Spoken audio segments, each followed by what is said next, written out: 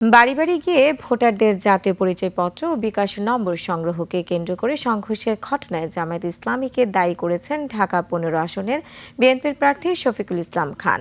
সন্ধ্যায় নিজ নির্বাচনী কার্যালয়ে সংবাদ সম্মেলনে জামায়াতের বিরুদ্ধে আচরণবিধি ভঙ্গের অভিযোগ তোলেন তিনি।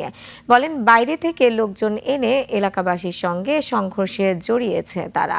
সংবাদ সম্মেলনে বিএনপির নির্বাচনী কার্যক্রম সমন্বয়ের দায়িত্বে থাকা দলের সিনিয়র নেতা মোয়াজ্জেম হোসেন আলাল অভিযোগ করেন, সংঘর্ষের পরপরই কাফরুল থানা জামায়াত আমির দুঃখ প্রকাশ করলেও পরে ঘটনাটিকে রাজনৈতিক রূপ দেওয়ার চেষ্টা চালায় তারা।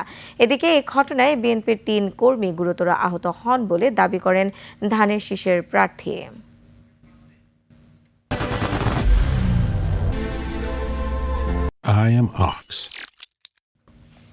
ঢাকা ১৫ আসনের দাঁড়িপাল্লার প্রার্থী বাংলাদেশ জামাতি ইসলামের আমির ডক্টর শফিকুর রহমানের নির্বাচনী প্রচারে অংশ হিসাবে মহিলা কর্মীরা যান।